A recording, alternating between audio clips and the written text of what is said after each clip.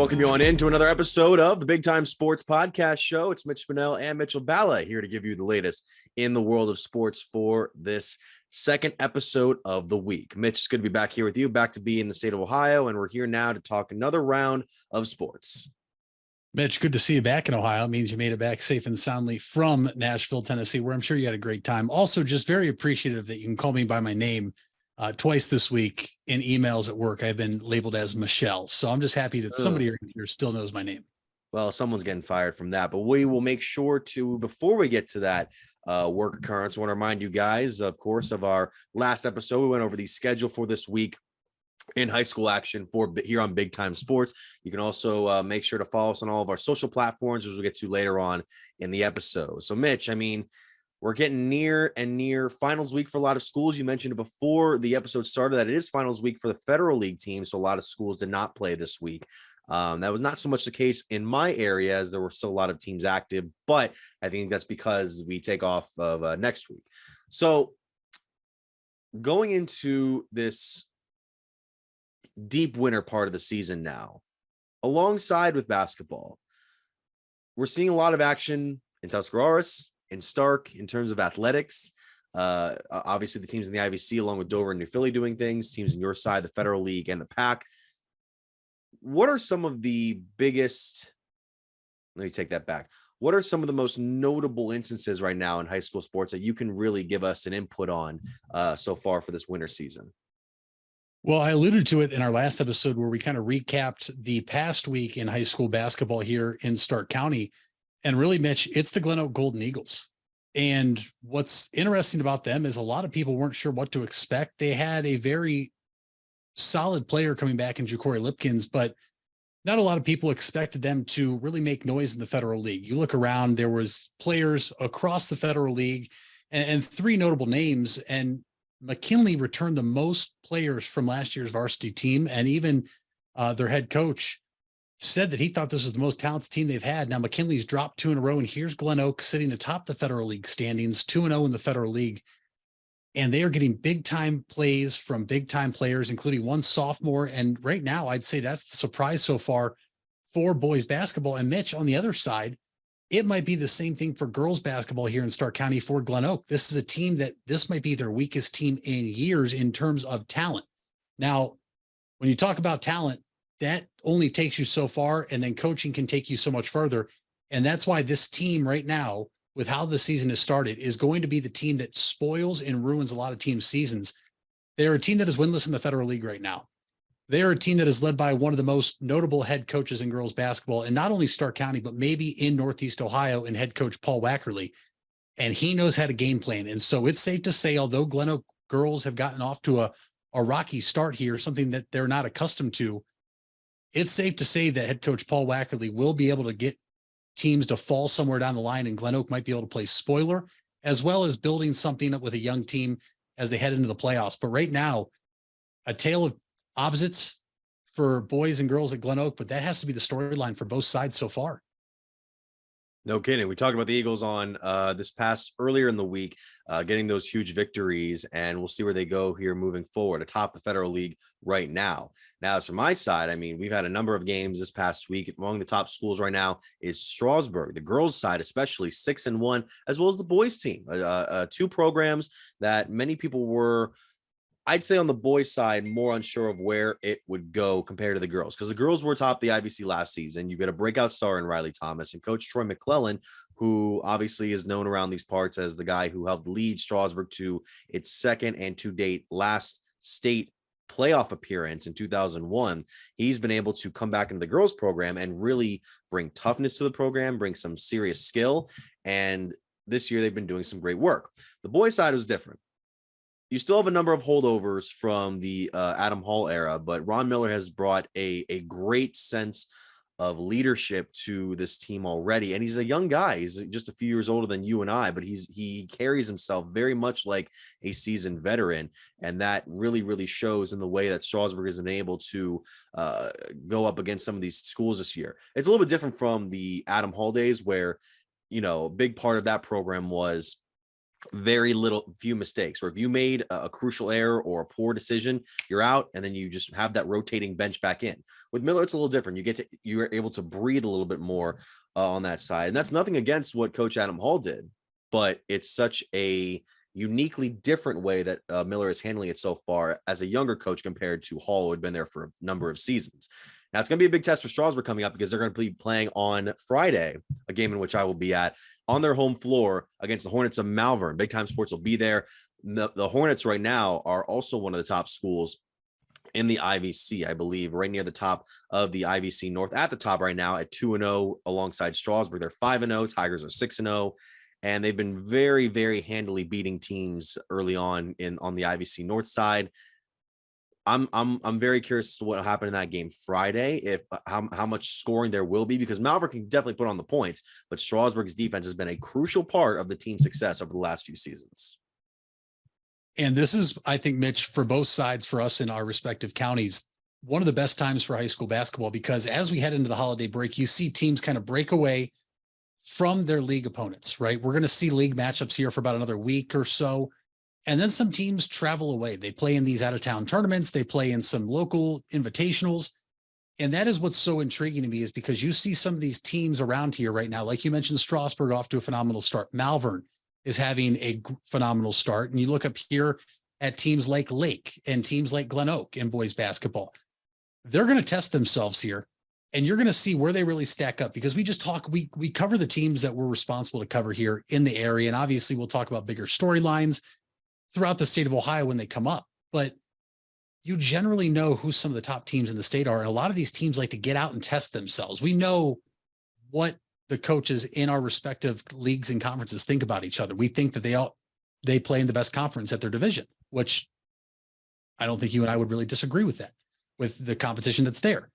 But to get outside and see how you match up against a different style of basketball and different talent and everything is so much more fun here. And it's going to be interesting to see. But I do have to ask you, the Highland girls basketball team, Mitch. Yes. I saw their final score last night. This Highland girls basketball team seems legit. As they have been over the last few seasons. They've been atop the IVC South for quite a while. And now they're 4-3 on the or they're 4-0 in the IVC right now. They've been able to take down some good teams and some not as good teams. But Ashley Mullet right now has been the leading scorer for the Hawks, had 27, I believe, last night in their win from this past week. So she's obviously one of the top players right now. Tusky Valley right behind them at 5-1 on the year, 2-0 in the conference. You also have teams like Sandy Valley and Garaway, who are also very competitive on that side. It's just that they aren't as on the same level. And it's funny you bring up Highland, because that was one of the things where it's unlike many other years, the boys team has not gotten off to the strongest of starts. They are 2-3 on the year, 0-2 after losing games to Garaway and Sandy Valley. The Cardinals are the breakout team right now on the boys side, 5-1 overall, 3-0 according to the last update from intervalleyconference.com. You also have Tusky Valley and Indian Valley kind of near that same spot as well. But really, Garaway is the runaway team so far. They are the last unbeaten in the IVC South. They are 3-0 overall.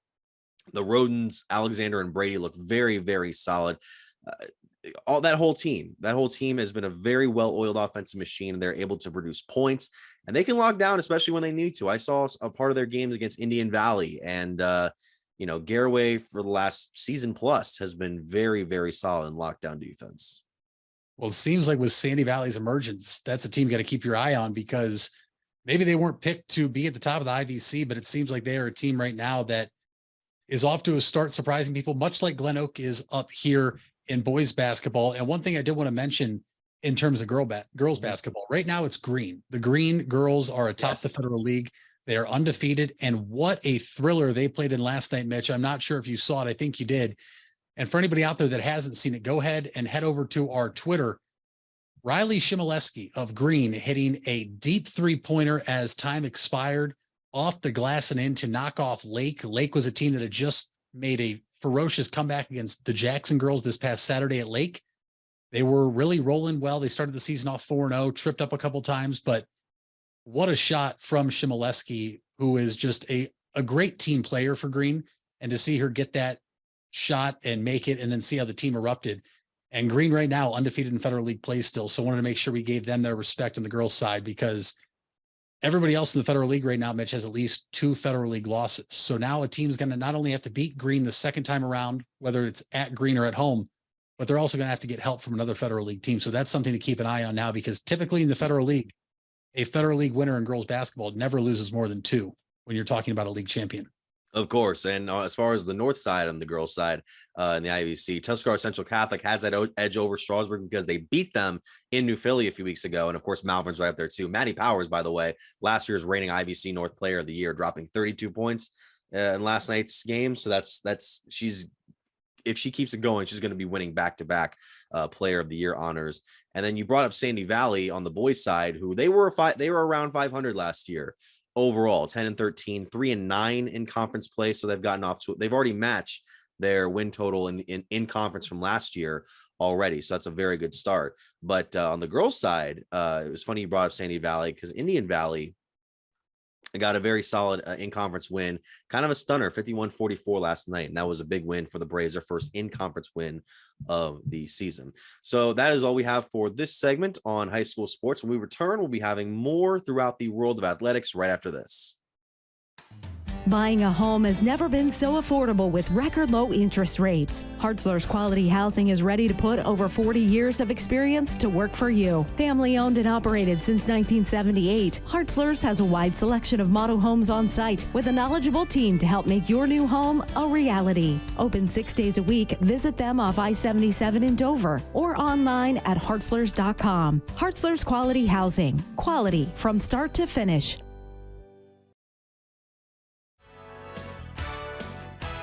You deserve the best. And at Ferris Chevrolet, Buick, Cadillac, Toyota, that's what you get.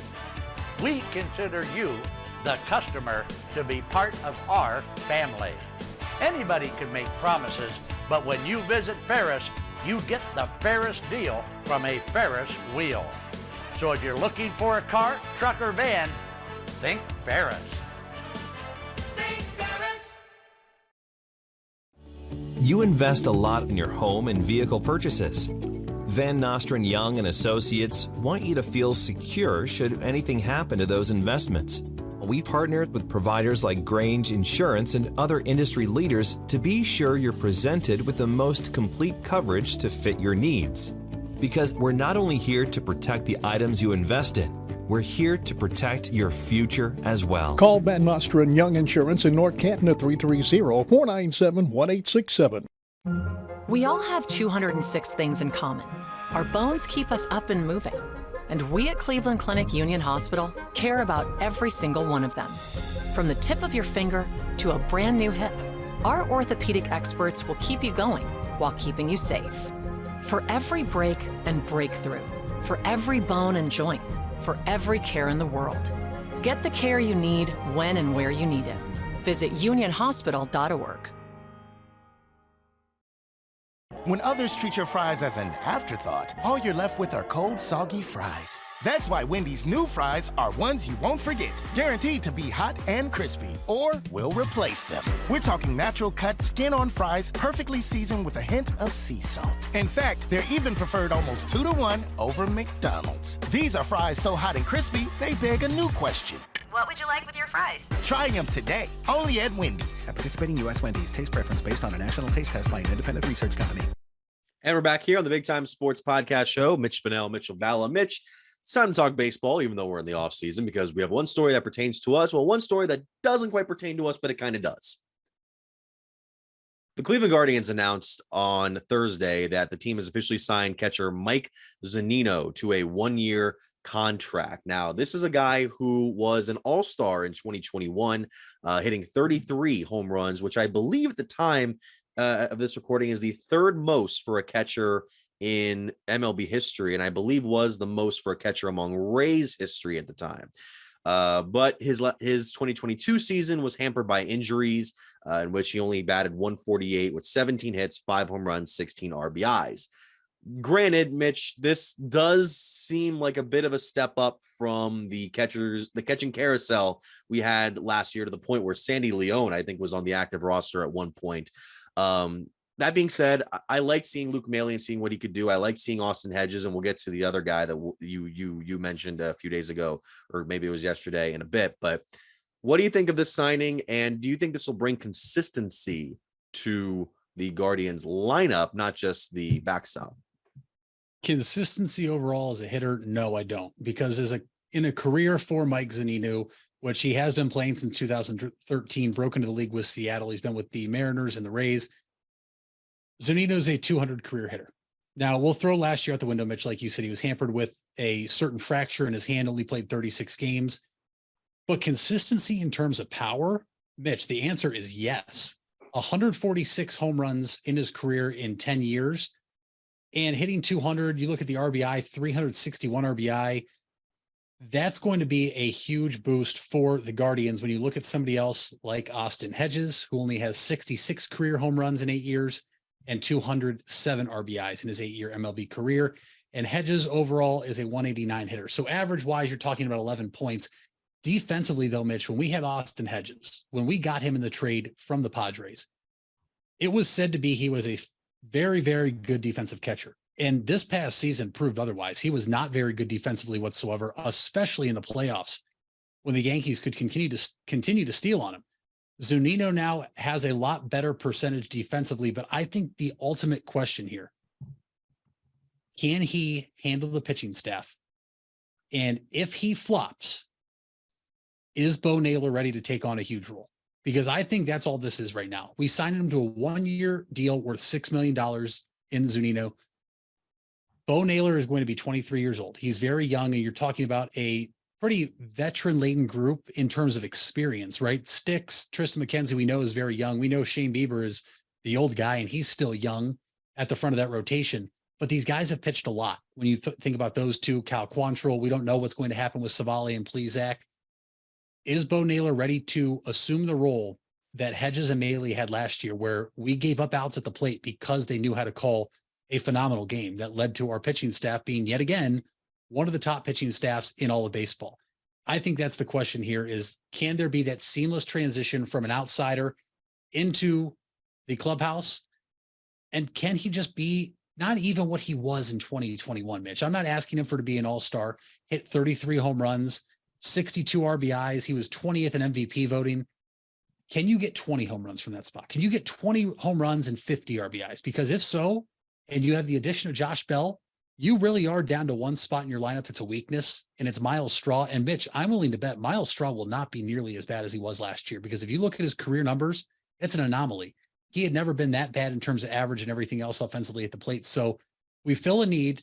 Hopefully Zunino can stay healthy. And if not, Mitch, can Bo Naylor be thrusted into that role, and can he thrive?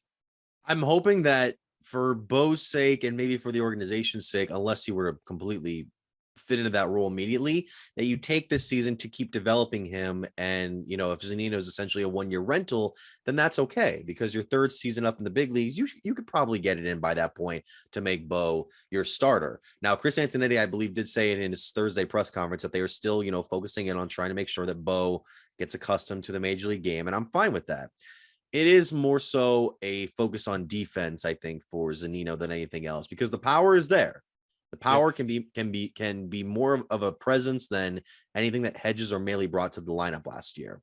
But you look at some of the defensive performances. He was Wilson's Defensive Player of the Year at catcher in 2018. In those 10 years between Seattle and Tampa Bay, he not only ranks third among catchers in home runs, he is 6th in catcher earned run average at 3.75. He is tied for 10th in defensive runs saved with 51. So the guy can be at least a serviceable stop behind there. I'm wondering if there is that possibility of him not working immediately, and then you might have to rush in that spot to Naylor, especially if we might have the bug that has hampered that position for many of the last few seasons, the injury bug, come to bite Zunino, as it did to Hedges, as it did to Maile, as it did to Roberto Perez.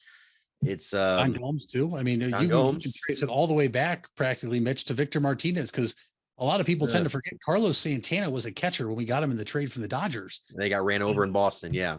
And then they moved him to first base. And really, when you talk about power in terms of a catcher for the Cleveland baseball organization, both Indians and now Guardians, there has not been a consistent power hitting catcher we've had since Santana. And even then the sample size is small. Yan Gomes maybe, but it goes all the way back to 2008 with Victor Martinez, Mitch. We have not had a power hitting threat at the catcher position every time he steps into the box since Victor Martinez. And so that's a position that it's also hard to find in baseball, Mitch. I mean, they don't just grow on trees, right? That's why Salvador Perez is always named one of the top catchers right now in baseball. We know Yadier Molina will, well, I can't say will be, he should be. We know how the voters get, should be a unanimous first ballot Hall of Famer. You have Buster Posey. I mean, you talk about top catchers in our lifetime, and really it's a small list when you talk about everyday production at the plate and behind the plate. So am I expecting the world of Mike Zunino? No, I'm not. But am I hoping that it's obviously better than Austin Hedges or Luke Maile when you were lucky if they got 3 hits out of their 10 at-bats last year, let alone 2? I think this has to be an upgrade if he stays healthy. I think of it more as like Mike Napoli or Alex Avila if you dropped like 40 points from his batting average. Yeah. A guy who can play backstop, play the catcher position well enough, provide you with power, maybe surprise you at times. But yeah, I don't know if I'm hoping we get an all-star out of you this year, but who knows? One guy who was not an all-star last year, and you would know it from the way that certain somebody thinks about him, was traded to the Milwaukee Brewers, by the way, to make a roster spot clearance for Zunino, and that is Owen Miller. Owen Miller's been traded to the Milwaukee Brewers for a player to be named later in order to create the spot. Miller just kind of bounced around the organization last year, filling in at times when needed. Had a few standout moments, but otherwise, it was a bit of a tougher year for Miller. So, Mitch, kind of just air out your grievances and talk about what the Brewers might be getting in here for the 26-year-old. Oh, Owen Miller, man, where to start? I mean, just the fond memories we have together. He led Major League Baseball in sacrifice flies. I watched him drop a ball at first base on a throw over multiple times. I've watched him drop pop flies at first base. I was also at a game that went 15 innings because he couldn't field a ground ball at second base. We had some of the best of times. We had literally the worst of times, literally. I wish him nothing but the best. We should be ecstatic that we got a player to be named later and cash for him. Maybe a change of scenery is all he needs. But Mitch, if you follow me on Twitter, I know you do, but anybody out in the audience follows me on Twitter, you would know I was not very happy with Owen Miller throughout the last month and a half of the season. Playoffs. You had to bench him for a rookie that I think had 8 at-bats all year at the major league level in Gabriel Arias, and he ended up getting more hits than Owen Miller. Owen Miller is a guy that needs to figure out what position he is. We got him in a trade as middle infielder. We moved him to first base, then also tried to bounce him back to middle infield. He is just not good enough to be on this team, let alone after the Josh Bell acquisition, let alone after Andres Jimenez, one of the top, if not the top second baseman defensively, Ahmed Rosario with a breakout season. And you also have like 9 million different middle infield prospects still down there in the farm. I'm happy he's gone. I would also like to note, I have a very close childhood neighborhood friend that was very sad we got rid of him. Tried to tell me he was good, Mitch. Sure. I think what we had here was one of those awful cases of where you watch the game with your TV turned off. I think that's the only explanation I have for why he tried to tell me Owen Miller was good, because anybody that has any eyesight at all and watched any Guardians baseball this past season would know that after the month of April, Owen Miller was not a good Major League Baseball player. Speedy Boy, though, had the fastest, fastest sprint speed in all Major League first baseman at 29 feet per second. So he's got that going for him. Well, yeah, Miguel Cabrera, who's 500 years old, is still playing. He's holding down the slowness over there. And Owen Miller would beat him in a foot race. Yeah. And you knew it was coming too with Josh Bell coming over, being lampooned at first base. It was just going to happen. So that was all for the Guardian stuff. The big story that happened in baseball while we were out was the massive contract that was handed out by the San Francisco Giants. And as you saw from our thumbnail from a few episodes ago, it was not to Aaron Judge, despite initial reports. It was Carlos Correa, 13 years, $350 million, which eclipses Francisco Lindor's highest paid ever contract for a shortstop. Mitch, that was a bit of a surprise. Like, a lot of reports kept saying, like, oh, it's going to be the Yankees. Oh, it's going to be the Mets. It's not going to be the Twins. So the Cubs. Cubs, maybe, but I didn't believe it, but you that was a team. I was surprised when San Francisco pulled that out because San Francisco's had a rough offseason. They have not gotten the guys they wanted to go get. You have players in there like Mitch Haniger's fine. You got a couple other guys in there as well. The other ones that I was mentioning, but it's a good pickup, but I'm just not. I didn't compute it the first time I saw the breaking news. I think what happened here is that the Giants struck out on the biggest target, right? They wanted Aaron Judge. They wanted to bring the hometown kid home. And realistically, Mitch, from what we heard, obviously. Speaking of which, I'm sorry, Owen Miller is a hometown kid. Now he's in Milwaukee too. I just wanted to point that out too. Oh, good for him. Sorry. Good for him. Good to go home. Obviously, Aaron Judge did not go to San Francisco, although it was reported like he did for about 3 minutes. The Los Angeles Dodgers lost their star shortstop in Trey Turner. I think what you have here was the fact the Giants needed to make a splash and they were not going to let the Dodgers be the guy that signs Carlos Correa because this contract is insane.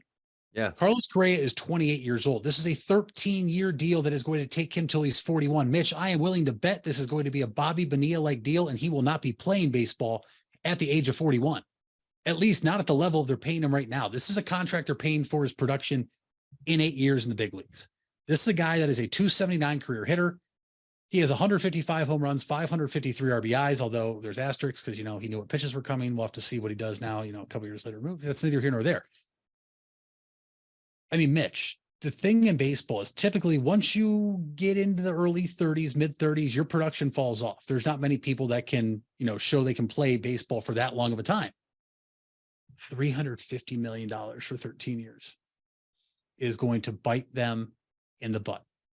I honestly think they did it because, to your point, they have missed out on players. They still have perhaps one of their biggest players out on the free agent market in Carlos Rodon in a starting pitcher. And the Dodgers needed a shortstop. And I think this is more of them saying, we're going to make a splash and make sure he can't go to LA because maybe LA was offering him 320. Maybe it was 330. We don't know. We won't know. But this was shocking. Not shocking he went there, shocking of what type of deal he was able to get. And credit to him, right? You can't hate the player. Player's just taking the best offer he got. So you can't hate Carlos Correa for that. But the Giants, I feel like, Mitch, this is something they're going to regret. You're actually not the first person to kind of voice a difference in opinion of the Giants, because there were a number of people that I saw not yesterday and today that were kind of voicing similar opinions. One, for example, and I don't watch a lot of high heat on MLB Network a lot, but Mad Dog Chris Russo criticized the deal as an awful, awful contract. He said, quote, "The Giants aren't winning anything. I know they were desperate. They fell short of Aaron Judge. Nobody's going to buy tickets to see Mitch Haniger and Sean Manaea and Ross Stripling. I understand that, but also nobody's going to buy tickets in the Bay Area for Carlos Correa either," unquote. Now, keep in mind, he did kind of mention Correa as a superstar while also saying he can't get tickets sold. I understand the thinking in that Aaron Judge right now is the most marketable player in Major League Baseball. You could say Mike Trout, you could say Bryce Harper. No, the guy who hit 62 home runs and won MVP last year is the guy. He's the guy. Correa is a very, very solid player, worthy of the number one pick he was back in 2009, 10. But I was reading this one here from Sports Illustrated's Jack Vita. He mentions some of the things you mentioned. Correa will be 41 years old when the deal runs out. It's very unlikely that you're going to be still playing the same level of play when you're in your early 40s compared to your late 20s. He said, since making his big league debut in 2015, Correa has spent 8 seasons in the big leagues. In only 3 of them, he has played 111 games or more. Of course, one of those was the COVID-stricken year. Another year was his debut season, which he didn't get a call from midway through the year. And he's had some injuries in the past. And in those 8 big league seasons, Correa has finished in the top 15 in the American League MVP voting just once, 2 years ago when he finished 5th. So he's been a 2-time All-Star too. So it's a very hefty sum for a guy who doesn't have the kind of numbers you would normally expect from somebody to warrant that sort of a contract. I mean, Vita even says it here. Cubs fans seem to think the club just missed out on the opportunity to acquire Alex Rodriguez in his prime. Correa is not A-Rod. Yeah, he's not. And Mitch, he's only made 2 All-Star games. This is a position now in the National League that is loaded. Xander Bogaerts leaving the Red Sox to go to the Padres. Trey Turner stays in the NL going to the Phillies. Dansby Swanson is still a free agent. He's an all-star as well. Where's he going to go? Francisco Lindor on the Mets. I mean, you're talking about some of the biggest names in baseball that play the same exact position. And now he's going to get moved, obviously, after the contract. But Fernando Tatis was a shortstop that played an all-star game. I mean, this is just, it's hard to see where the Giants valued him for this type of money. Because given some of the numbers you just put out there, and I have his stats pulled up here, he won Rookie of the Year, right? We know he beat out Lindor for Rookie of the Year back in 2015. But to your point, Mitch, there's been nothing else that really sets him aside as the top shortstop in baseball, which is what they practically just paid for. Not only the top shortstop in baseball, one of the top overall players in baseball. And I think one thing that comes with this territory now, and we talked about this weeks ago about Judge, if he would have went to San Francisco, would they have been as hot of a commodity? Because we talked about it. They won 3 World Series in a 6-year span. Nobody really talked about him. This is a guy, though, Mitch, who's still looked at as a villain in baseball because of what happened with the Astros, because of how adamant he was that they did not cheat. There was plenty of interviews where they questioned him. He goes, no, we didn't do that. We didn't do that. And he's one. Obviously, we know the Astros still get booed, and a lot of that core of when it happened is still together. But Mitch, on the outside looking in, he's still one that's looked at as a villain. And I think that's a reason people are still upset at this as well, because he, besides Garrett Cole, is really, well, I guess you could say George Springer too, but he's gotten the biggest payday out of anybody from that Astros team that won the World Series back in 2017. Yeah, I think the second title, this World Series, may have subsided that hate a little bit. I still think it's there. San Francisco fans will be fine with him once they have him on their team. But that's another thing too. San Francisco won 107 games in 2021, the most in their franchise history. They went back to 500 this year. So it's time to win now. After that complete disappointment, it's time to win with this core, especially when it looks like the Dodgers might be on their way out. Yep. Maybe not this year, but who knows? And the Padres, we'll see if they ever get it together, even though they made it to the NLCS. Well, to your point, the Giants are proving it's win now, but you've already struggled with starting pitching this past year, and you have yet to re-sign your number one free agent from your own team in Carlos Rodon. Yep.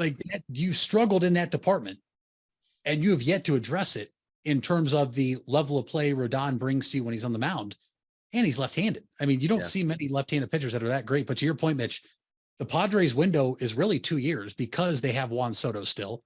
And now you factor in Xander Bogaerts' deal. I know there's no cap in baseball, but at some point the money runs out. And they're in a spot now where they're really in a 2-year window because they're going to have to let somebody go. Some people have mentioned, are they going to trade Tatis after the whole steroid thing we saw? And the Dodgers, Mitch, are getting up there in age. We know nothing lasts forever, but they still have the money. They have the attraction of being in Los Angeles. But Justin Turner right now is a free agent. They will not give him what he wants. Kershaw's back at a 1-year deal. Trey Turner's gone. I mean, Mookie Betts is still going to be one of the top players in baseball. Yep. They still have some phenomenal starting pitching. You look at someone like Walker Buehler right away, but maybe the Giants did this as a move for, well, obviously for the future for 13 years, but they're going to have to put something together right now, or else I don't know how they do much better than they did last season. By the way, the last time the Giants signed a player to a $100 million plus contract was 7 years ago in a 6-year, $130 million deal to starting pitcher Johnny Cueto, who at last check was with the Chicago White Sox last year, finished with a record of 8-10. So we'll go over now to our commercial break, and we'll come back with our NFL pick'ems for this coming week. Stay with us. The Furby Electric Supply Company has bright ideas for your home. Save money by converting to energy-efficient electrical products or add ambiance with beautiful lighting features. It begins with a professional consultation and a visit to the Furby Lighting Showroom. Then certified Furby contractors complete your project right and on time. Since 1934, 4 generations have built a reputation of quality and trust, and they offer emergency services too. Just visit Furby.com. That's Furbay, the Furby Electric Supply Company. You asked for it and we listened. Buckeye Career Center is now offering Certified Nail Technician as an adult education program. This 216-hour course begins in November and will run Tuesday through Thursday evenings from 5 to 9 p.m. Learn manicures, pedicures, infection control, salon operations, and more. Other part-time certification courses starting this fall include phlebotomy and welding. Call 330-339-2288 to register or visit BuckeyeCareerCenter.org for more information. If you're looking for a new or pre-owned car or truck, why not see the Parkway Auto Group? Parkway is a special group of automotive experts with 8 brands to satisfy your needs. Come see the difference at the Parkway Auto Group on Commercial Parkway in Dover. 8 brands and 1 family. It's Parkway Auto Group. It takes a lot of practice to have a winning team. Albin Title has over 100 years of combined experience handling real estate, title, and escrow transactions. They serve Tuscarawas, Stark, Carroll, Harrison counties, and more. So choose Albin Title for your next home refinance, sale, or purchase. They'll get it done quickly and professionally. Contact Albin Title at 330-334-5800 or visit their website albintitle.com. Let them put their experience to work for you. Fall is in the air and part-time career enhancement courses at Buckeye Career Center are on the horizon. Registration is now open for Introduction to Beekeeping, Basic Small Engine Repair, and Sign Language. These part-time offerings run on Tuesday evenings and begin in November. Let Buckeye Career Center help you learn a new skill or advance your current skill set. Call 330-339-2288 for more information or to reserve your seat in one of these or our other part-time classes.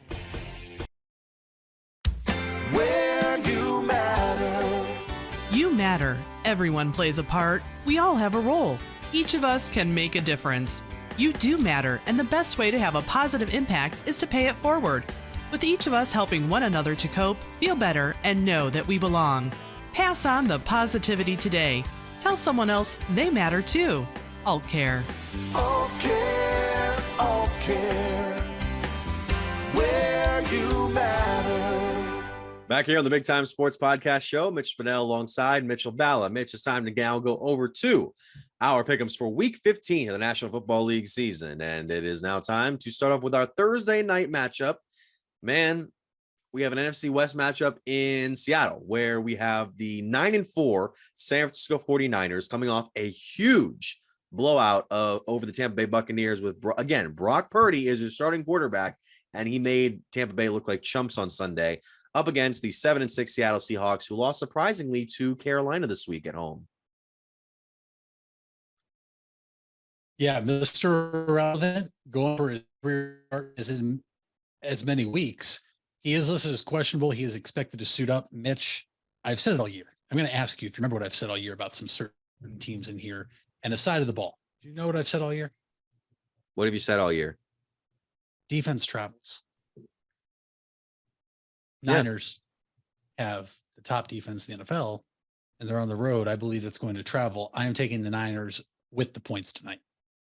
I'm taking the Niners as well. I wonder if Seattle here might tail off in the next couple of weeks and San Francisco runs away with the NFC West. So Saturday, we have a slate of games, one of which we'll get to later on. We have the Colts and the Vikings at 1 p.m. Minnesota, a 4-point favorite despite losing this past week. And the Colts just trying to find their identity. It's 4-8-1 right now, coming off that loss to Dallas, which, good God, that fourth quarter. This is tough because the Vikings kind of surprised me by losing to the Lions. Give credit to the Lions. They're playing well right now, but I'll still take the favorites in this one just to be safe. Ooh, wow. I'm a lone wolf over here, Mitch. I am taking the Indianapolis Colts because I believe the Minnesota Vikings are starting to trend downward. Okay. All right. So then we over now to the night game, Dolphins against the Bills. Bills are a 7-point favorite, and the Bills seem like they're really trucking things along. And Miami, however, has lost 2 straight, including to the Chargers, where, again, I could not believe when I turned on my TV that night and saw Tua Tagovailoa, 3 of 17 passing. Does he get it back on track against this Bills defense this week, or is this going to be another easy one for Buffalo? He might get it back on track this weekend, Mitch, but it's not going to be enough to win. Tua has never won a game in the NFL when the temperature is below 50 degrees. This is supposed to be cold and snowy in Buffalo.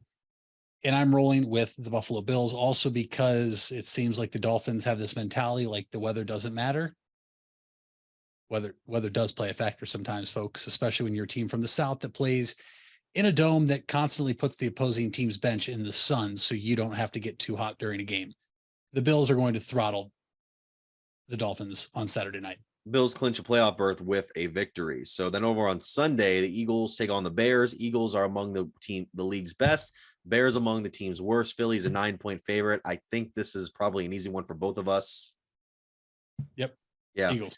You're going Eagles both. Falcons and Saints, NFC South primetime matchup. Saints are 4-point favorites. Falcons. They probably have the best chance of anybody to catch the Buccaneers at this point, but I don't know. Saints already beat the Falcons, although early on in the season. I'm just not feeling the Saints in this one. I'm going Falcons. I believe Desmond Ridder is getting his first career NFL start, if I'm not mistaken. And so I'm going to go with the Saints. Okay.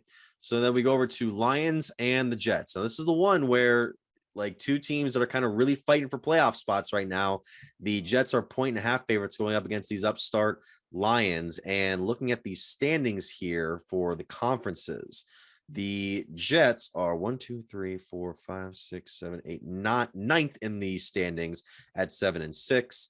And the Lions, of course, a little further back and they're 6 and 7, but they have the opportunity to jump over teams if they get a win this week and see teams like Seattle and the Giants lose. Is this the game, Mitch, that Detroit really makes its stake in being like, okay, we're here. We're going to fight for a playoff seed now. We're not going to just go away this year and get a top 15 pick. Absolutely. Okay. Absolutely. The Lions are going to win this game, Mitch. They're just a fun football team. I don't know if you got to see Dan Campbell's interview on the Pat McAfee show this week, where last week they had the play call to Penei Sewell that he agreed to, but he was not paying attention to what was being asked to him because he was so fascinated with the wave going on inside his own stadium. And they still converted a pass play to an offensive tackle who got a first down. That means everything's going right now for him. Mike White still banged up. He's supposed to start this week, which means if he's hurt, it'll be Flacco in relief. I think this is going to be a high scoring game because Detroit's defense is so bad and the Jets have a pretty good defense, but I think Detroit's offense is just clicking in all cylinders, but I do like the Lions here. I think you talked me into it. I think I'm going to go with Detroit in this one as well. And if I'm wrong on taking the Lions for once in my life, Steelers and Panthers. Panthers are 3-point favorites, which tells you everything you need to know about the Steelers. I'll say Panthers just because it's a home thing. I have no idea. I'm taking the Steelers. I don't trust the Panthers right now. Although if they were to win this game, Mitch, it makes everything very interesting for weeks 16, 17, and 18 coming down the stretch. It'll just be one game behind Tampa Bay. And Steve Wilkes, I think if they win this game, Mitch, is going to be looked at as the head coach for the Panthers for next season. And if not, I expect him to be a coach that gets interviews this offseason when jobs open up. I do agree with that. So I'll take Carolina in this one. So Cowboys against the Jaguars. Cowboys barely got by Houston last week, which to me, Mitch, even though they're 4-point favorites going on the road, this might be one that could be prime for people to take an upset on because Trevor Lawrence and company looked pretty solid against the Titans last week. I'm not a huge Trevor Lawrence buyer right now. Mm-hmm.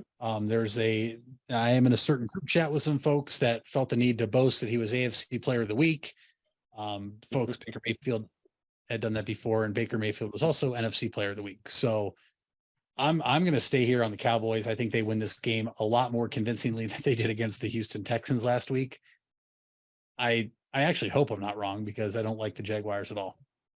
Lawrence, 3,200 yards passing so far, 20 touchdowns, 6 interceptions heading into this Sunday, which is a step up from 12-17 last year under all that nonsense. So then going back to the schedule here, which I just clicked away from and now I'm back.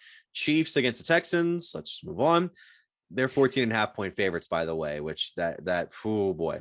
Can we just talk about though how it was a bigger spread last week for the Cowboys and Texans? That's true. And because the Texans made it close, that lowered the spread against a team that has a way better offense than the Cowboys. Yeah. To me, that's insane. Yeah, that's oh boy. Cardinals, Broncos. Kyler Murray's out for the season now with that injury. I saw it happen watching Monday Night Football live. That was tough. And we're not going to make any particular jokes or references about a certain thing going after that. Does Denver catch a break this week? They are 3-point favorites. On the pick'em sheet, Mitch, I just put that I just hope both teams have fun because their seasons are lost. And I'm not going to pay any attention to this game. So I just hope both teams go out there and have fun. Let's see. Russell Wilson, I believe, was doubtful for the game, maybe questionable. So we're going to get a Colt McCoy versus Brett Rippon game. Great. Awesome. Cool. All right. So then we go over to Patriots, Raiders. Patriots won. Raiders did not coming out of this. No. I can't. Patriots offense is so anemic, man. I watched that game against the Cardinals. It feels like it's sputtering, but I could see the Raiders somehow falling apart in the last second of this game like they did the week before. Like they've done 4 other times this year when they're up by 13 points or more. No kidding. I originally had Raiders here, but now that I'm thinking about it, I don't see Bill Belichick losing to his former coordinator. Yeah, I'm taking the Patriots. I think it's the safe bet is the Patriots, but we'll see. It's only a 1-point difference between Vegas as the favorite. Titans and Chargers. Titans really need to get back in the win column after dropping one unnecessarily last week. Chargers, man, they're still in the race, but they need to pick it up here if they want to get a comfortable wild card spot. And they're 3-point favorites at SoFi. And they need to make a run here, and their run's going to stop as soon as this weekend. Because I think the Titans beat the Chargers this weekend. I think the Chargers are going to be very high off that win over the Dolphins, but there's one common denominator here. You have one coach who coaches using analytics, and you have another coach that's going to get in his players' faces after being embarrassed at home last week and doesn't want to make the playoff race any closer in the AFC South. And that's Mike Vrabel. And I'm going to take a football guy over an analytics guy any day of the week. And I'm taking the Titans. Titans still at 7-6, fourth in the AFC race. And there are plenty of games ahead of the likes of Jacksonville, Indianapolis, and Houston. So they have some room to mess up, but it would be in their best interest to not keep messing up. That being said, I think I'm going to have to take, you might have, I think I'm going to take Chargers. I'm going to do it. I'm going to do it. If I'm wrong, then so be it. Bengals and Bucks, 425, 3.5. It's only 3.5, and you're taking Cincinnati, huh? There's no need to talk about this game anymore. I don't care if Tom Brady's on the roster. It's over at this point. Let's move along. That's the thing about Brady is that everyone's saying, "Oh, this is the end. It's a complete wash." Compared to many other quarterbacks' numbers, it really could be a lot worse. But to the standard that we're known to seeing him at, and the way that his teams have been able to operate in the past, it does feel very different. It's a strange circumstance. Here's all I'll say is I do have another friend named Mitch out there, Mitch. He's a Tampa Bay Buccaneers fan. Yes. He says it's over. And this dude has been so right about his team the past 2 years. He has announced that this season's over. He thinks as soon as they lose the next game for them to be eliminated, which to be honest, probably won't happen because they'll probably sneak their way into the playoffs. He thinks the coach will be fired. This team is just not good. They're not good. This could be his last year this could be comparable to his last year in New England, where he only went 4,000 yards passing, 24 touchdowns, 8 interceptions. And that was just kind of like the tail off end where you lose in the wild card round to the Titans in a big upset. So we'll see. I'm still picking them to win the South and get to the playoffs, but whether or not they'll be a serious contender is still up for discussion. Are you taking the Bengals? Yeah, I'm taking the Bengals. Sorry. Yeah, I didn't mean to get off track there. Giants and Commanders. This is the one where I think Washington overtakes the Giants in the race. They avenge that tie, which only happened like 2 weeks ago, which is crazy. And then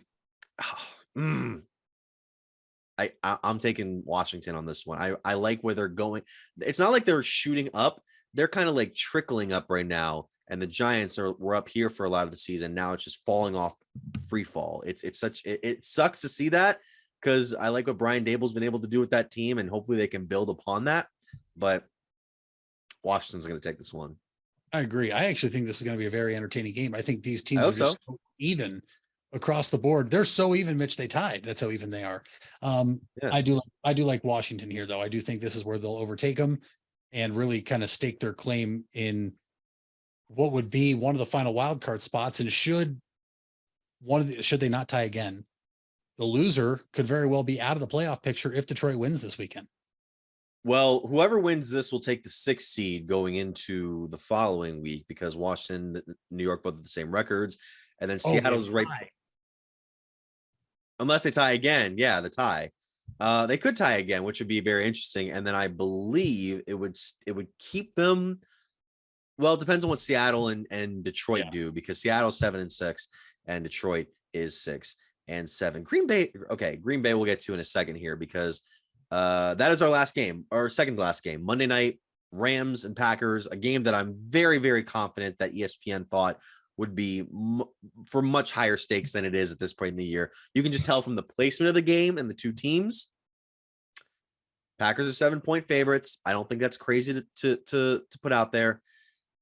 I think this is where Aaron Rodgers at least calms the fans down a little bit and is able to get a serviceable win, keep their playoff hopes alive for at least this week.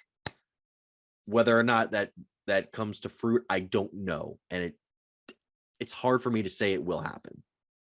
Yeah. There's some sites that have the Packers at 66% still to make the playoffs. I think that is the fact that they are just buying stock in Aaron Rodgers, and they necessarily don't believe in either Washington and the Giants, Seattle and Detroit. I'm taking the Packers here, though. I am. This is in Green Bay. You wonder if Baker's going to have some, flashbacks to Christmas last year where he was in Green Bay and was just absolutely awful and ruined everyone in Cleveland's Christmas. Mm-hmm. I'm going to take the Packers here. Yeah, Green Bay right now is tied with Carolina and Atlanta at 5-8 for a wild card spot, but they would win based on the strength of victory. And the division tiebreak was initially used to eliminate Atlanta, but Carolina wins tiebreaker over Atlanta based on best win percentage in their in-division games. All right, so the penultimate Christmas game for the Browns is against the Ravens. And normally I would have had this one pick solidified in the bag up until a few weeks ago, because the Browns return home. They host the first place Ravens, who do not have their quarterback for this week and may not have their second quarterback at 100%. You still have Tyler Huntley dealing with some of the stuff that he was dealing with after the Steelers game. That being said, Jeremiah Owusu-Koramoah out for the season. David Bell, questionable for the game. Deshaun Watson still need to get his head together. Still need to get his sea legs under him. Is this one that we can pick with confidence it's the Browns, or are you going to keep going on this bus that you've been driving since week 2? Well, you said pick the Browns with confidence. That's a good one. That's a good one. Yeah, that's funny. No, I don't care. That's what I have put in here again. Who cares? Because on one side, you have a team that's still fighting for a division title. Yes. And you have a defense that's been talking all week about how they want to bring pain to Deshaun Watson, like Marcus Peters said. And this is a team that has a very strong defensive line, some very good linebackers, a good secondary. This is Deshaun Watson's first game in Cleveland as a Cleveland Brown in the regular season. And I just don't like how the Browns players are talking this week. Myles Garrett today said the Browns are still in, quote, spoiler mode, but clinging to hopes of making a playoff cameo appearance. Yes, Myles, we know you're at 0.4% chance. Yes. Okay. This isn't even me just being like, oh, I just can't pick. This is me just thinking, I don't think the Browns are going to win this game. I think that the Baltimore Ravens are that fired up. I haven't seen enough fire from the Browns. I kind of feel like the loss to the Bengals last week, Mitch, hurt them. Obviously, we know it hurt them in terms of the playoff standings, but hurt them mentally too, because they had been so dominant. They were so confident going into that game. You had the Browns Twitter tweeting when they landed in Kentucky. I mean, you had Myles Garrett posting hype videos of Joe Burrow hyping him up. I don't know. I think part of me wants the Browns to lose. Part of me doesn't want to see anything equate to wins here the last 4 weeks, because I'm on the bus that's been going since Atlanta of fire Kevin Stefanski. With that being said, Amari Cooper's still banged up.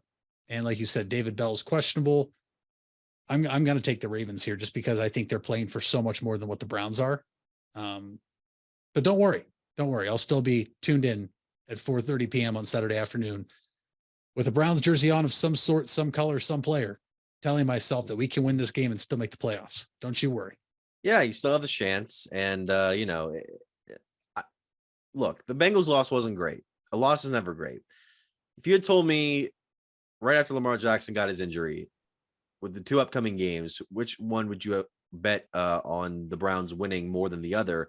It would have been this one. Cincinnati was still particularly healthy coming back, even though they didn't play great in the first half. Joe Burrow's still there. You had a big game from a number of other players, and the defense stepped up. Baltimore, with your second string, maybe not at 100%, isn't as strong as they are with Lamar, who's a big part of their offense. And if the defense, or if the Browns offense can push back the Ravens defense enough, they could do something to where it could not only be a victory for the Browns, it could be a very quality victory for the Browns. Not saying by 28 points, but I'm curious. I'm going to take the Browns on this one, kind of a leap of faith. And if I'm wrong, then I'm wrong. And our playoff appearances, or our playoff chances, go the way of the dodo. I want to bring this up because it happened today. Mm-hmm. And it furthermore proves my case for why I can't have any confidence in this team. Okay. Did you see what our pass game coordinator and defensive backs coach said today? That one slipped by me. Go ahead and tell me. So as everybody knows, it's out there. If you watch the Browns or the Bengals or NFL football in general, the Bengals did not play against the Browns last week with T. Higgins or Tyler Boyd. Mm-hmm. And the question of the week, or of the day, and then the rest of the week, has been, why did the Browns not double team Jamar Chase, as the Bengals had a bunch of nobodies on the field with him? 15 targets, 10 catches. The Browns pass game coordinator today said Jeff Howard acknowledged it was a tough adjustment versus the Bengals when the wide receivers Higgins and Boyd left early. They weren't sure if they would come back and had planned all week to face all 3 wide receivers, not just Jamar Chase. That is one of the worst answers you could have given, because the question everybody wanted to know was, why did you make no adjustments? And so you just thought that the guys that didn't play at all at the start of the game were just going to magically come back in the second half? I don't get it. This is a team. This has been the Achilles heel of the Browns all season long, offensively and defensively. They make no adjustments in game. And this furthermore just proves that they can't, it looks like, Mitch. Like, once again, you have a smart coaching staff that is either outthinking themselves so hard that they can't even assess the simplest parts of football that we can see on our couches. Okay, I don't care what people say about couch coaches. Everybody knew that we should be doubling Jamar Chase, and we just never did. And they weren't sure if they were coming back. How about you double team Jamar Chase until you see him back on the field? I mean, is that too far-fetched? Am I off base there? You could have done that. I think his silver lining is that he won't have to face anybody at the caliber of a Higgins or a Boyd or Chase this week for Baltimore. Look, it's not going to be easy, but it's possible. What do you guys think is going to happen Sunday, or I guess Saturday in this case? It was weird how that game was flexed to Saturday. Yeah. Give us your thoughts down below, whichever section you're on, and we'll be right back right after this break. We all have 206 things in common. Our bones keep us up and moving. And we at Cleveland Clinic Union Hospital care about every single one of them. From the tip of your finger to a brand new hip, our orthopedic experts will keep you going while keeping you safe. For every break and breakthrough, for every bone and joint, for every care in the world. Get the care you need when and where you need it. Visit unionhospital.org. Hard work is something you're accustomed to. Van Nostrand Young understands that principle. Our access is achieved with organizations like Grange Insurance. Safety and prevention specialists utilize our VanCan assessments process to ensure that you and your colleagues are in the best hands. You want the safest environment for your business. and we can guide you there. Call Van Nostra and Young Insurance in North Canton at 330-497-1867. If you're purchasing a new home, the team at Hartzler's Quality Housing is here to help. Take advantage of record low interest rates to make your new home a reality. Locally owned and operated since 1978, Hartzler's Quality Housing has the experience to guide you through the process. You'll find a wide selection of model homes on site to fit any budget. Open 6 days a week just off I-77. You can also visit them online at hartzlers.com. Hartzler's Quality Housing. Quality from start to finish. You deserve the best. And at Ferris Chevrolet, Buick, Cadillac, Toyota, that's what you get. We consider you, the customer, to be part of our family. Anybody can make promises, but when you visit Ferris, you get the Ferris deal from a Ferris wheel. So if you're looking for a car, truck, or van, think Ferris. Think Ferris. When others treat your fries as an afterthought, all you're left with are cold, soggy fries. That's why Wendy's new fries are ones you won't forget, guaranteed to be hot and crispy, or we'll replace them. We're talking natural cut, skin-on fries, perfectly seasoned with a hint of sea salt. In fact, they're even preferred almost 2-to-1 over McDonald's. These are fries so hot and crispy, they beg a new question. What would you like with your fries? Try them today, only at Wendy's. At participating U.S. Wendy's, taste preference based on a national taste test by an independent research company. Back here on the Big Time Sports Podcast Show, final segment here between Mitch Spinell and Mitchell Balla here talking about the Cleveland Cavaliers now. It's time to go back to basketball because the Cavs had an interesting week, lost in San Antonio in a close one, kind of surprisingly because San Antonio is one of the league's worst, but they were able to pick up a good victory over Dallas last night, 105-90, that had the Cavs get off to a good start in the first period, better start in the second period, and kind of play even the rest of the way. They're now 18-11 going into their next contest, which I believe is this coming Friday night against the Pacers. Mitch, good victory for Cleveland to get on the road. They're actually just 6-9 on the road this year compared to the 2 losses they have at home. But when you look at the team where they are right now, Donovan Mitchell has far and away just been their number one guy, even though we've said in the past Jarrett Allen's the most important player on the floor right now for the Cavs. The team was running on all cylinders the other night, much more so than they did against the Spurs. Are you feeling comfortable as a Cavs fan right now? Not to say that, I expect this team to be a playoff finisher.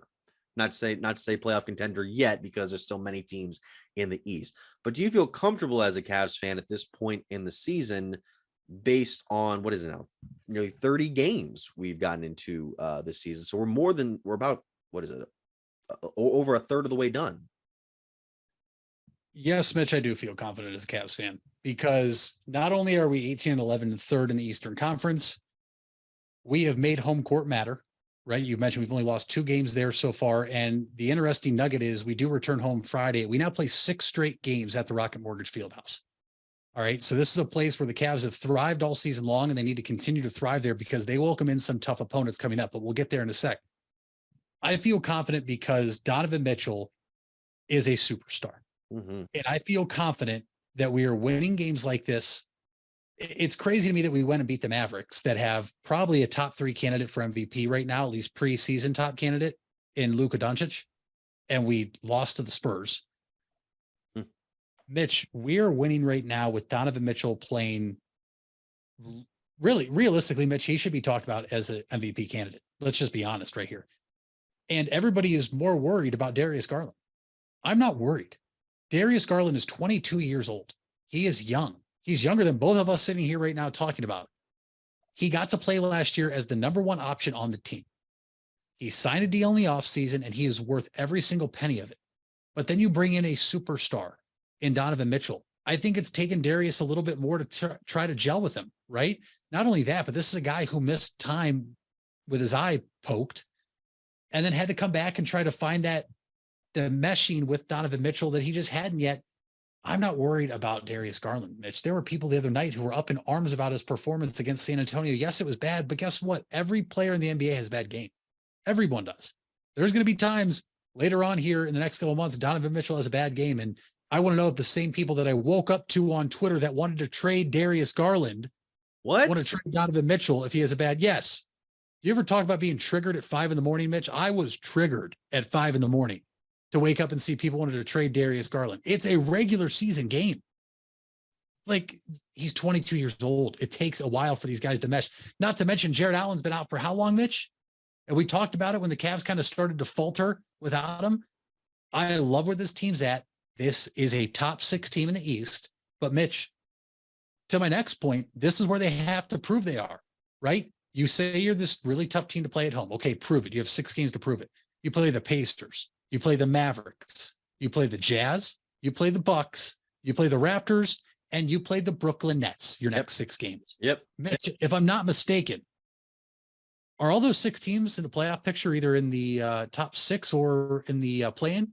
The worst recorded team you have right now is at Dallas at 14-14. And even then, currently in the standings, they are 9th. So they would be a play-in seed. Yeah. The rest of the teams are better. You're playing playoff caliber basketball right now, because let's be honest, I don't know how the Mavericks wouldn't get a top. Well, I don't know. Basketball's been crazy this year, but if we're putting takes out there, I assume the Mavericks will figure it out and become a top 6 seed in the West. But this is where you can prove it now. This is where you want Darius Garland to get comfortable. And this is where the home crowd needs to treat it like playoff games, because that's essentially what these are. Because Eastern Conference team in Indiana, Eastern Conference team in Milwaukee, Eastern Conference in Toronto, who's 2-0 against you this year, and Eastern Conference against Brooklyn. Milwaukee also 2-0 against us, I believe, this year, both in Milwaukee. 4 games against teams that you very well could see in the first round of the playoffs, in the play-in tournament, or in the second round of the playoffs if you get there. I'm excited for this stretch, Mitch. I don't know about you, but I'm excited. But how do you feel about the Cavs? Well, first of all, I want to take back what I said about Dallas, because Toronto has a losing record 13-15, but even then they're 10th in the standings in the East. Yeah. As far as I feel about the Cavs, I'm feeling fine for where they are right now. Donovan Mitchell has been proving once again. I'd say top 5 player this season right now. I don't know necessarily a front runner for most valuable player, but he should get some consideration based on the fact that, with these sorts of trades, you never know how they're going to be able to mesh well with new teammates in a new city, with a new system. And Mitchell has been very, very well gelled into that whole scheme for the Cavs.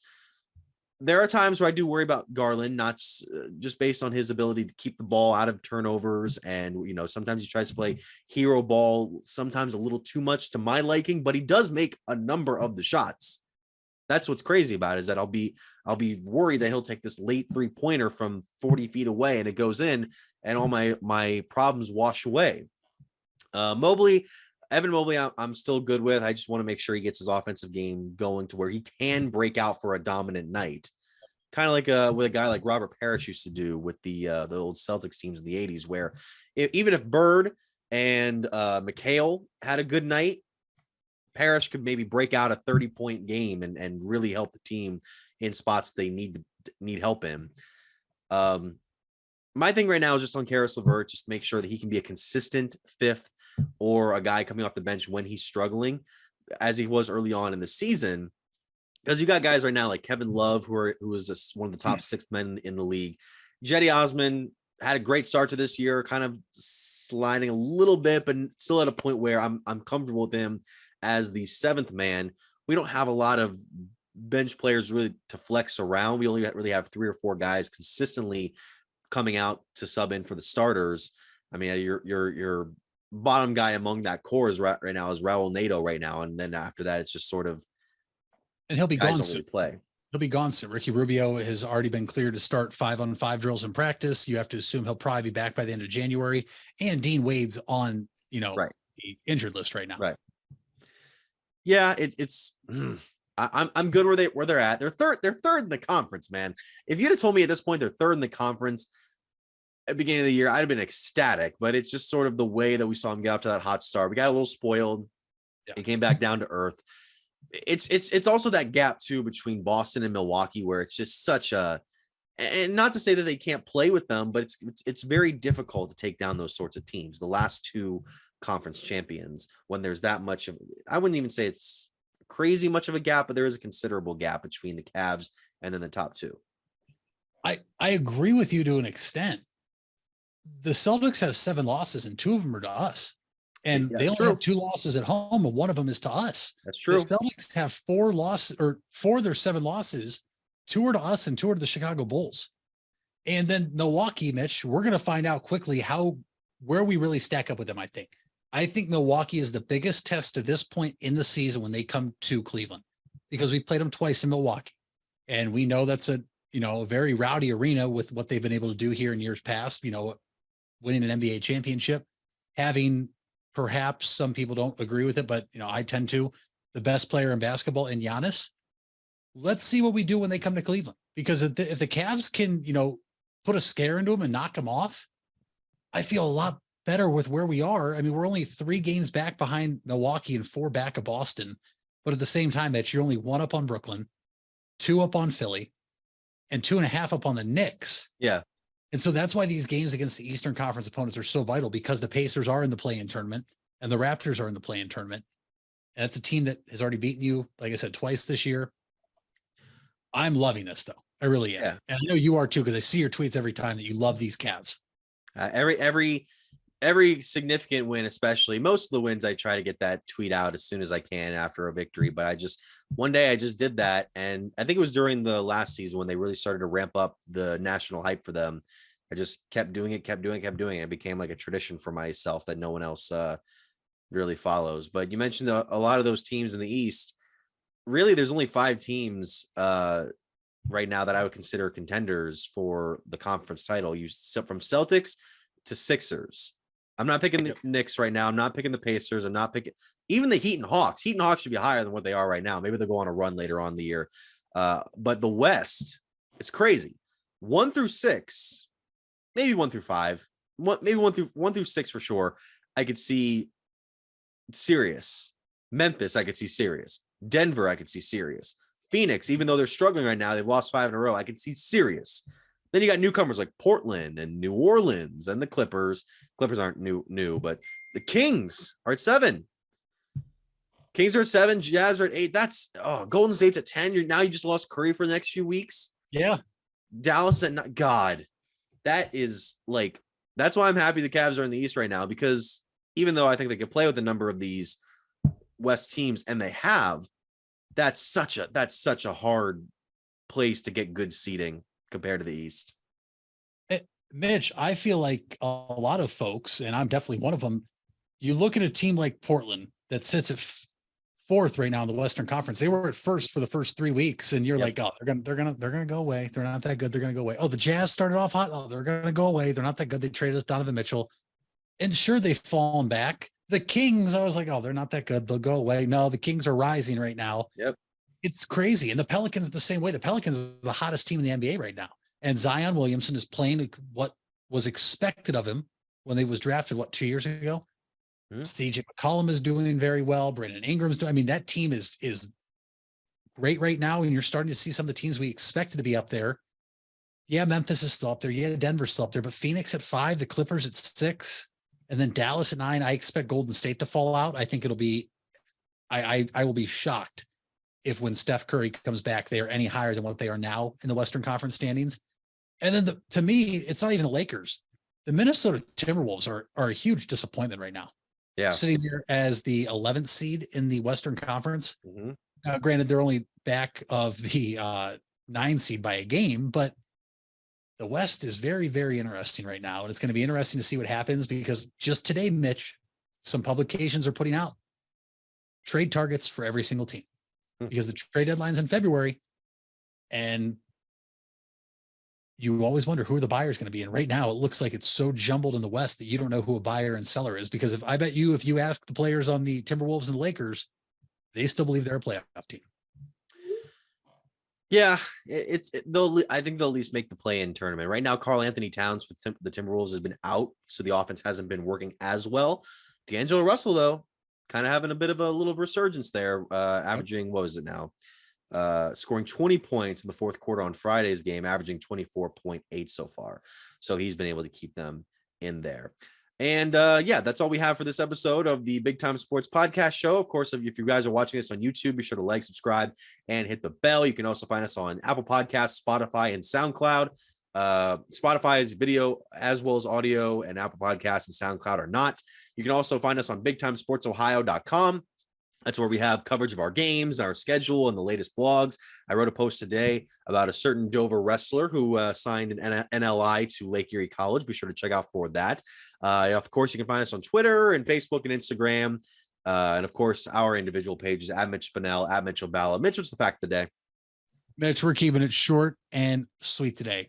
Your fact is that the Mount Union Purple Raiders play at 7:00 Friday night for the Stag Bowl Championship against North Central. That's your fact. And if you don't believe me, turn on your TV to ESPNU and ESPN Plus and fact check me. There you go. There's your challenge to fact check me. And Mitch, I could have some big news come our next show pertaining to me that is also extremely embarrassing, but we'll have to wait to see what happens in fantasy football this week. I like it. We have the Purple Raiders going for, what would it be, their 14th national championship combined, claimed and earned through tournaments. So that's all we have here on the Big Time Sports Podcast Show. Thank you for listening or watching.